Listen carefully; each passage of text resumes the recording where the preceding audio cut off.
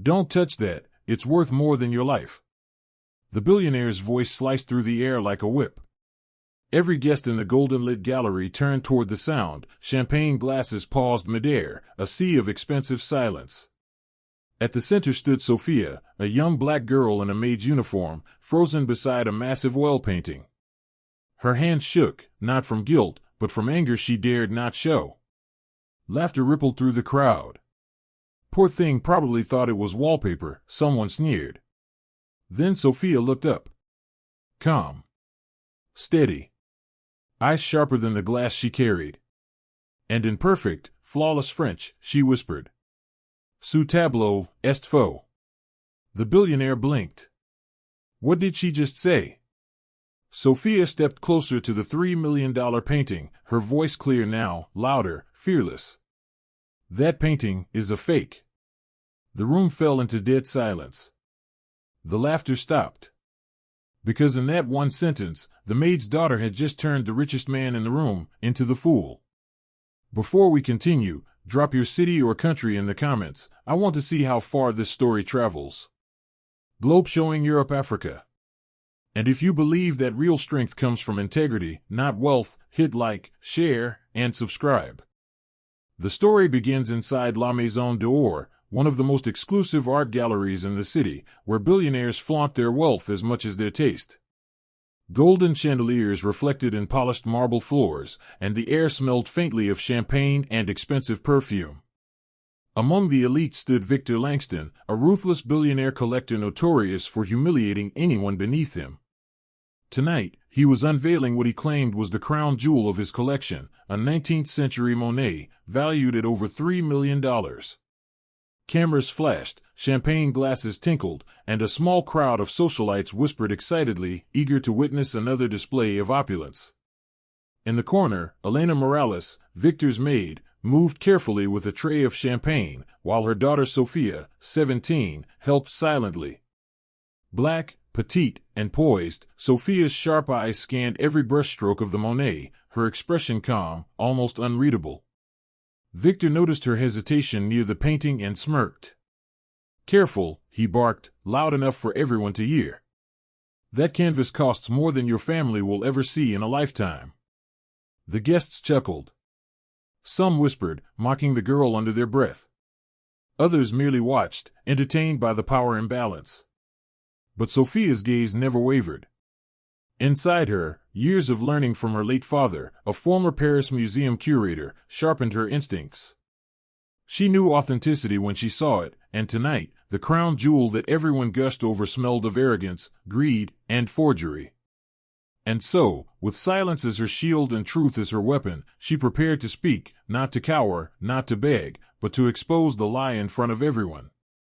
Victor's smirk widened as he gestured toward the painting.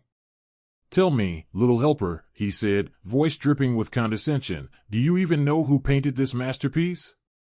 A few guests laughed. The sound was sharp, cruel, and meant to humiliate. Sophia, however, didn't flinch. Her eyes remained locked on the canvas, analyzing each brushstroke with quiet precision. "Yes," she said softly, almost too quietly for the room to hear.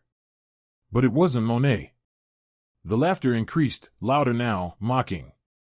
Some guests whispered, "Who does she think she is?" Others glanced at her mother, worried. Elena's hand trembled as she clutched the tray of champagne, whispering, "Sophia, stop." But Sophia's voice rang clear, carrying authority beyond her years. "The signature is forged," she said. "The pigment, too modern. This painting is a fake." The room fell silent for a heartbeat, then a ripple of nervous murmurs spread through the crowd. Victor's smirk faltered. His face tightened as he stepped closer, trying to intimidate.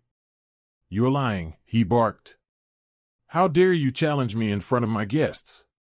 Sophia's hands were steady. She took a small step forward, her gaze piercing. Then, in perfect, flawless French, she spoke. "Les experts du Louvre ne valideront jamais cette piece." The experts from the Louvre would never validate this piece. The guests froze. Phones came out. Cameras clicked. A journalist whispered into his recorder, "She's fluent, and she's right." Victor's face drained of color. Security moved forward, but Sophia didn't retreat. Calmly, confidently, she added, "My father was a curator in Paris. He taught me that the truth always leaves traces, even in paint." The room, once buzzing with mockery, now held its breath. All eyes shifted, from Sophia, to the painting, and finally, to Victor, whose arrogance was crumbling in real time. In that tense silence, one undeniable fact emerged: the girl he mocked was about to turn the room upside down. Within minutes, whispers filled the gallery. Guests opened their phones, scanning for the painting's provenance. Sophia stood still, her calm gaze never leaving the canvas. Victor's confident smile had vanished entirely. Then, Dr. Henri Dubois, a renowned art authenticator attending the event, stepped forward. He adjusted his glasses and leaned close to the painting, examining every brushstroke, every signature, every shadow of pigment. His eyes narrowed. This is not a Monet," he finally declared, voice carrying across the room. Guests froze mid-breath. Phones rose, recording every word. "It's a reproduction, perhaps a clever forgery, but it is not authentic. Value, a few $100s at most." Gasps erupted. Champagne glasses trembled in hands that only moments ago had been raised in celebration. Victor's face turned pale. "Impossible," he muttered under his breath. Sophia's mother, Elena, clutched her chest, stunned and proud. Sophia, calm and composed, repeated, "My father taught me that the truth always leaves traces. You can't hide it, not from someone who knows what to look for." The room's energy shifted instantly. The once laughing guests now looked at Victor with disbelief, pity, and the slightest hint of amusement. Cameras captured his trembling hands, his forced composure, his embarrassment. The power dynamic had flipped completely. Victor tried to salvage authority. "She's lying. These experts are mistaken." But the proof was undeniable. Every phone, every whispered comment, every expert nod confirmed the girl's words. In a single, fearless statement, in flawless French, the black maid's daughter had humiliated the richest man in the room, exposed a multi-million-dollar lie, and turned a room full of elites into witnesses of his disgrace. For the first time that evening, Victor realized that money, titles, and arrogance meant nothing in the face of truth, courage, and knowledge. By morning, the story had spread like wildfire.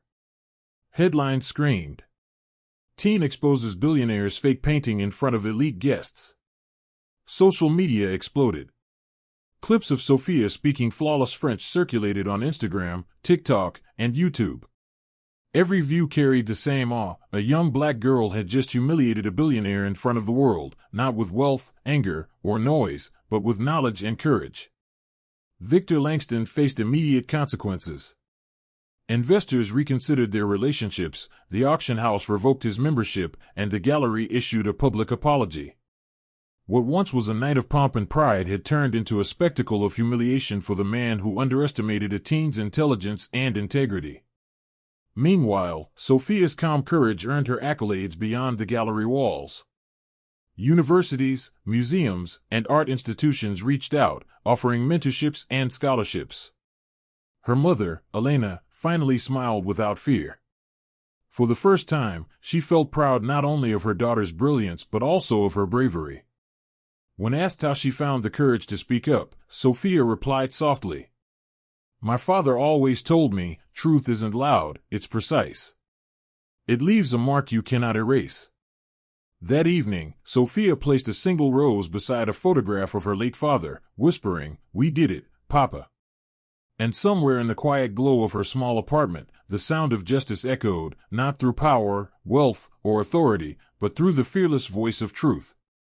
In one night, the maid's daughter proved that knowledge, courage, and integrity are worth more than any fortune, and that even the most powerful can fall when confronted with undeniable truth.